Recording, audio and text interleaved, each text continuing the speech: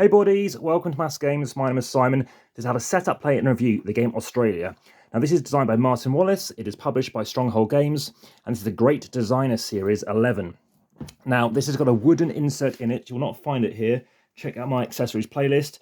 I'm using a different table here, and the reason for doing so is a few reasons. One, I'm playing it with somebody who I've also done demonstrations for already, but they won't be talking in shot. But as I can show you here, it will take a few minutes to set up, so please do skip through. I'll try and add a timestamp at some point. This is a game set around the year 1900, whereby Cthulhu was thought to have rushed off to Australia, but actually many people thought he'd gone to, or they'd gone down to Antarctica, to the Mountains of Madness. So yes, correcting myself there. It wasn't in fact Antarctica. Cthulhu was in fact in Australia. And as you can see on these maps, Cthulhu could be in Eastern Australia, represented over here, or Western Australia. Now the base map is going to be played in Eastern Australia, so I'm going to get that set up for you now. As any questions, as always, do let me know by the comments best on YouTube. Like, subscribe, and hit the notification bell.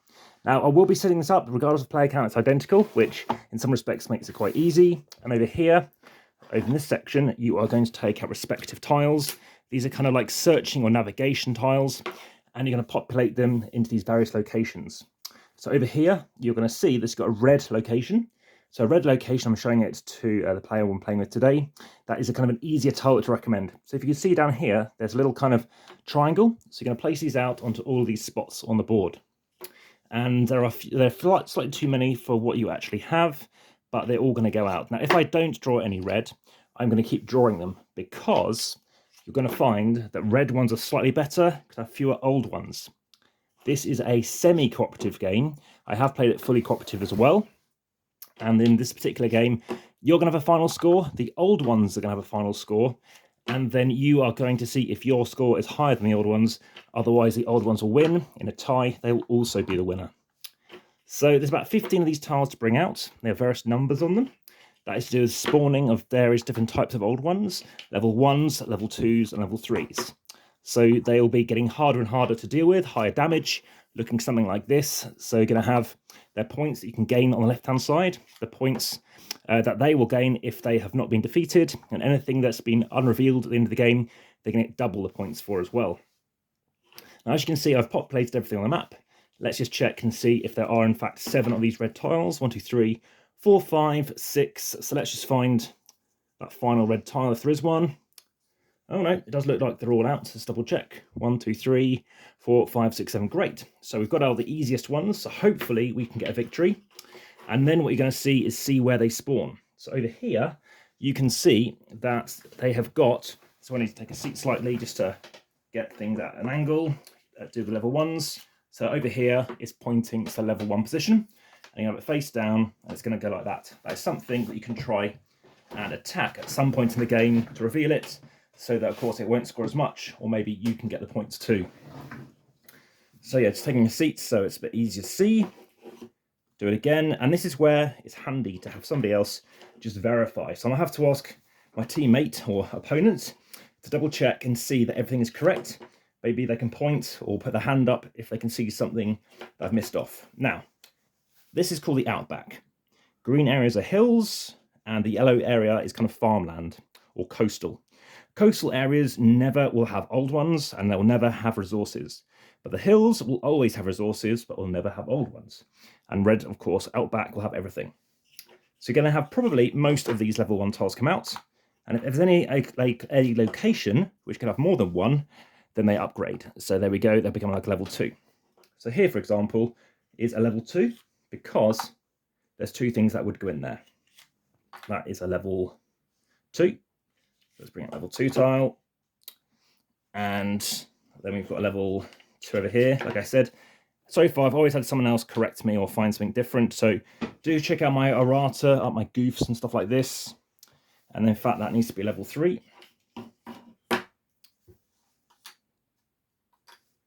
And there we go. We've also got level 3 over here. So yeah, level 3s you might want to uncover early, perhaps, because whilst they're going to come and attack you, and they might well destroy you. In fact, if they destroy your port, which I'll come on to, then the game will end. You don't necessarily lose, but you will end up having to then score up at that point.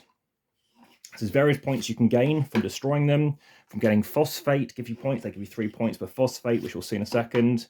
You can also get points other ways too, based on cards.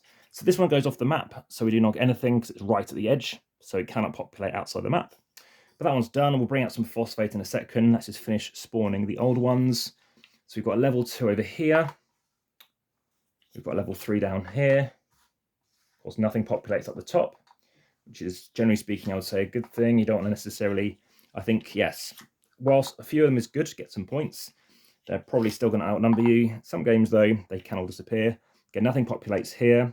That becomes a level 2 because there's 2 things pointing at it. So I can go away again. Just make sure they're always face down. I think that's everything. I don't know if you can spot anything that I may have missed, but I think everything is covered. So now let's move on to the rest of the stuff. You're going to take a board. Now these are going to be Eastern Barracks or Western Barracks. In this case, we are playing with the eastern side of the map. So you take this side. There's very little difference. It's basically there's no hills. So in some respect, Western Australia is sort of easier to play, but at the same time, you can only build your farms, which is a good thing typically, on a smaller area of the board. So the next thing we're going to need 2 of these boards each. We're playing as a 2, so the next 2 boards can go away. Let's move them out of shots, and now we can move on to the resources. So if I bring this down, I think that will be very helpful. This can go back on its little tray, and once we've completed all this stuff, you can remove these tiles too. So in this box over here, we can now take out this part of the insert, which relates to resources. Again, phosphates give you a gold as well when you mine them, and they might not all come out. Sometimes they won't have any. We've got one goes there, one goes here. Any more? That might be it. That is it. There's one of those here as well. So we've got 3 of those out. That's the only phosphate that could come up. Again, you don't have to take them, but they are worth 3 victory points for each one you get. Okay, next up we have got iron. You're going to need iron to get yourself some railways. So this won't populate, because this is hillside, but we'll not get anything spawning here because that's coastal. Let's get yourself some iron here. This time, if there's more than one of them, they still create lots of them. So over here, there's nothing populated because we are going off the map. Might just put on the light to see if that helps at all. And yeah, put some iron on there. And I think that's it done. So we've got some iron down here. Now there's always 3 pieces. So you're always going to place out 3. So just initially to show me how many I'm going to need. Do check out my Stronghold playlist as well for other games by them. Of course, accessories playlist for more in my box inserts too. That's all populated. 2 more there. And I think that is it done. So now we're moving on to coal. Coal you're also going to need for rails. You only ever need coal and iron, but you always need both to create yourself some railways. 1 for 1, so 2 in total, 1 of each, will get you 2 pieces of railway track. You'll need railway track to do other things such as mining, to get close to fight, and potentially victory points, which is outside the map. I think that is it for coal, almost. Got a few more iron to bring out too. And yeah, time of recording, yes, approaching 2,000th daily upload video and 3,000 subscribers. Okay, so I think that's that done. We've now got gold represented by these circular discs, which looks more like coins. So here we go. We cannot populate here. We've got 3 gold here. So gold is usually to get military. You are going to need military units to fight the old ones. That's the only way of fighting them off. And to do so, you need to pay for them.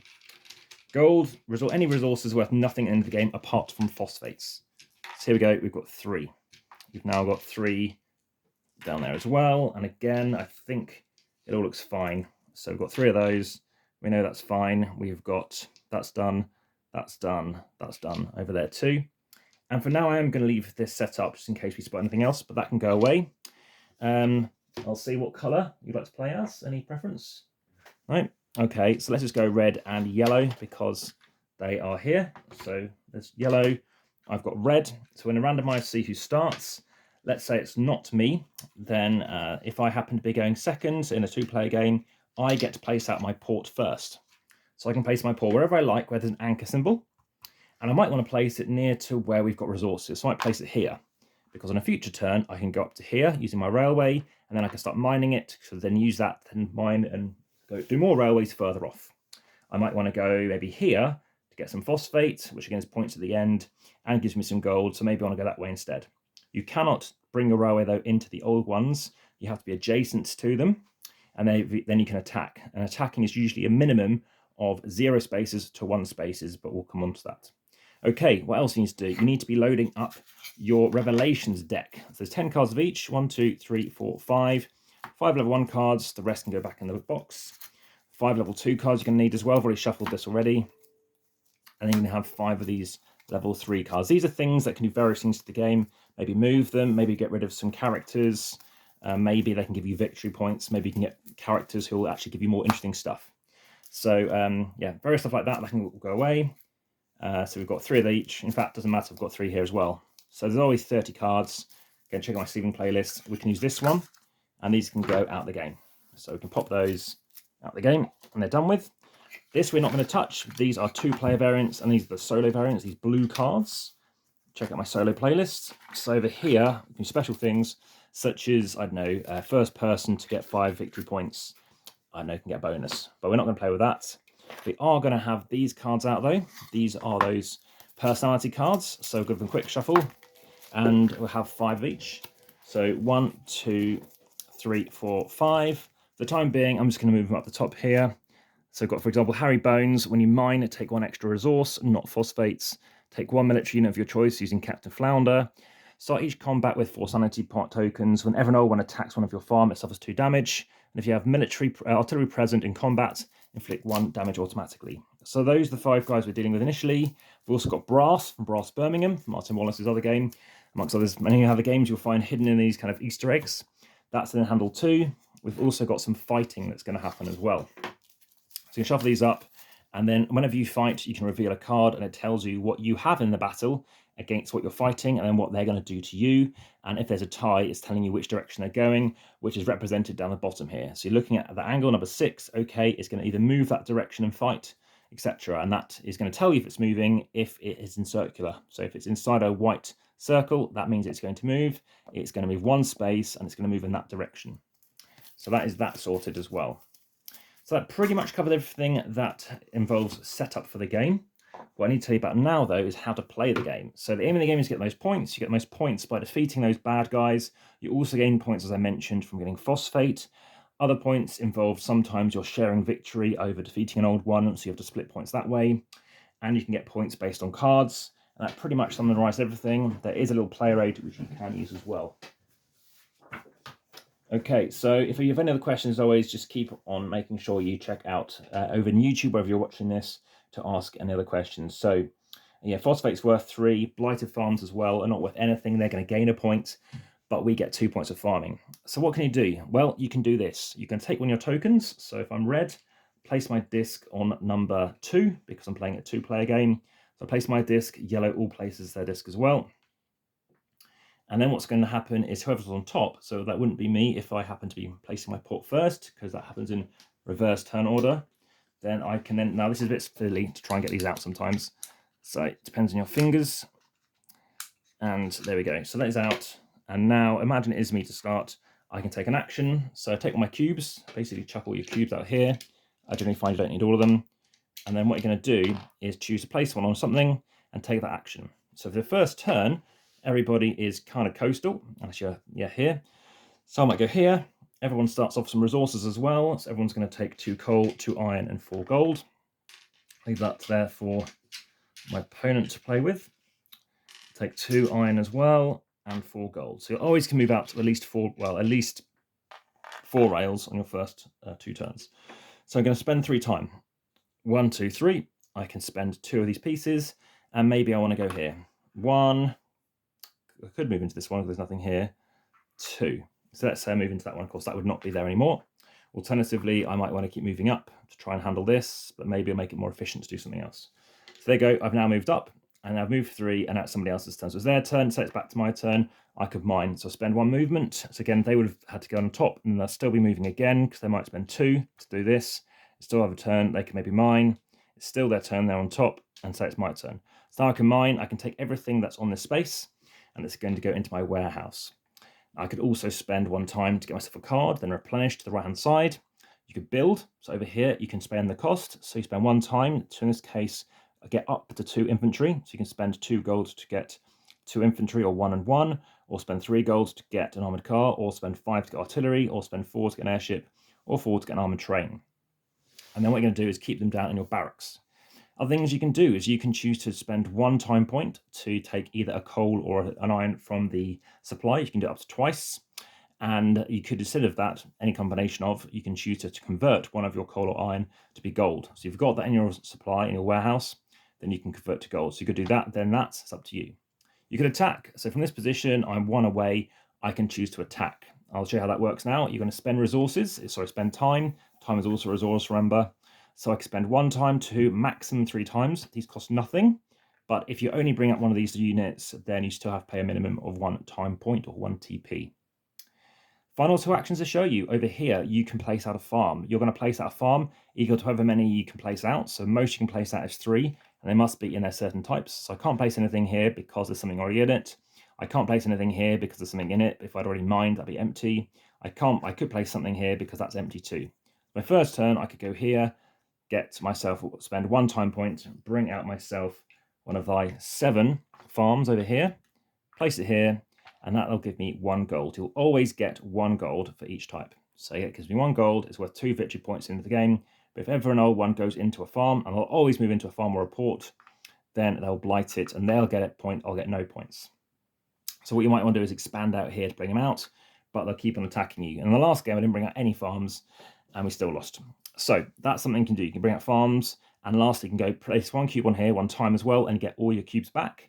And you might think, okay, let's spend all 20 cubes. But if your final and that is your 20th cube, it's going to cost you 2 time points. Generally speaking, at most 15 or 16 cubes will be out, as little as 3 sometimes. Okay, now the thing I haven't shown you yet is how they work. So they do not move initially. They're going to start moving when they hit 22 time points. So that is over here. So when we've gone past that, then they activate. The first thing they can do is move 1 space. Always move 1 space. They'll reveal a card, and they'll do something like tell them to move, maybe get rid of 2 of the rightmost cards, maybe something else, like maybe populate on a temple. Various things they can do. Now, as and when you will move, whenever they have been activated, any visible characters, any visible old ones, will then move, and that's when you reveal 2 of these cards, and then they'll decide actually how far they can move at all. So you reveal 2 of these cards, so we're going to have Migo and a Loyalist move, and again they're going to move in direction 4, and then Migo, Cthulhu, and old Loyalist move. And you're probably going to shuffle this deck 2 to 4 times in the game. Okay, so that's that handled as well. Now, whenever they move onto this space, whenever they need to, all that does is drawing 2 movement cards. They don't draw an extra revelation card, which again is one of these. And you're going to keep on going until you reach 55 or even 53. So as soon as you reach here, that is the end of the game once they have reached there. So that triggers into the game. But of course, on your turn, you might go 1, 2, 3 by maybe bringing out 3 farms or attacking with 3, or maybe bringing out 3 farms over here. So farms, rails, or a 3-tier attack can bring it over to here. So how strong are your units? We haven't talked about that. We haven't talked about fighting. Fighting is a key thing to talk about here because I've noticed that very few people in other videos ever talked about fighting. So how many of these are you going to deal with? Well, I generally think that you don't need too many, especially in a 2-player game. So you might have seen me how I took that out. So probably need maybe 4. So what you can do is just have a stack of these guys off to the side, which is represented down here. So that way, if you need to use 4, a couple of armored cars perhaps, a couple of airships, there's a finite amount, a couple of trains, so to attack with a train, as you can see, range is 0. You have to be on the space that you are, or they need to be on your space really to attack. You need to wait for them to come into you, and a couple of artillery. These are specials, these for, I guess, a harder mode of the game. And yes, victories only occur in a couple of games, so we're not really ready for that yet. Do check out the photos over on Instagram as well, TikTok, X, Threads, etc. Do watch out for sharp pieces. I have noticed I have hurt my thumb, even over 2 weeks ago now, doing this. Okay, so that's kind of dealt with. We don't need that anymore, realistically. So let's have a fighting, and let's just reveal a level 1 tile over here. And let's say it was here. So I'm attacking that, so I spend however much. I need to decide what I'm attacking with first. So imagine I've got my board. I'm going to spend time. So I don't know what it is, but I think it's not going to be too bad. I might spend 1 time, 2 time. Let's say I've got no other bonuses. So I spend 2 time. I'm going to deal with this guy. What we're going to do is reveal a card. Let's see what happens. So in this case, I'm attacking with Amigo. I've got myself one of my units. You just deal with 1 type of units. Well, one of each of those things is unit. That's a unit. So 1 of each type. So I have 2 types. I do 1 damage. So I take one of my cubes, and I will do 1 damage to the Amigo. when it needs 2 damage to kill me, for it to be killed, and then I get 1 victory points. But then do they attack me? They do. They attack my airship. So you place a cube on the airship, and then keep on going if I want to. I could withdraw. They keep the damage on them unless they are zombies. Any of my damage goes away. So in this case, I've got an armored car. That would be enough to kill it off. So I just take my cubes back. I get myself 1 point for the end of the game. Now, if they happen to damage me, cubes like that will always go on these units. So 1 and then maybe 1. Next time, so a third one comes out, one of those units is going to get destroyed. That cannot take any damage until the top one has gone as well, but you can have as many of these as you want to. Airships can only take damage if this is the airship symbol. That does never get applied to airships, and that's listed on here too. Armored trainers, you see, I can't use because it's in a different space, but you've also got range going on, so range of 1, range of 2, so you can try and attack something further away if you want to. And you can also lose sanity. Everyone's going to have 3 sanity on their board, and if ever you lose your sanity, so if you go down to 0 sanity, you can still play, so you can still fight in that combat, but if you have to lose another one and you haven't got any, then you have to withdraw from combat. If they attack your port, then you can never withdraw, so you've got to keep on fighting. And in terms of withdrawal, any other place you do withdraw, which isn't a port, you can either withdraw everything but your airship, or withdraw your airship and keep everything in play as well. You're going to keep on playing, like I said, until you cross this line, and then everyone's going to keep playing until, again, the old ones have finished playing as well. Then you tot up your score, as I've already mentioned. So the thing in the game, 8.5 rating, much, much higher than average, 6.4 on average as well. I'll shuffle these up too. It's lovely, have some route building, it's lovely combat, there's different tiers of, I guess, damage you can do. There's a couple of things I wish they had done better, which unfortunately has a camera wobble, and that is over here, there's no level 8 mentioned, so it's, you have to kind of, the rulebook should have said that if that was the case. That's a shame. And obviously there's 2 sides of the map, which is great. Levels of difficulty is great as well. Tiles are straightforward, and obviously fits cards, sleeves nicely as well.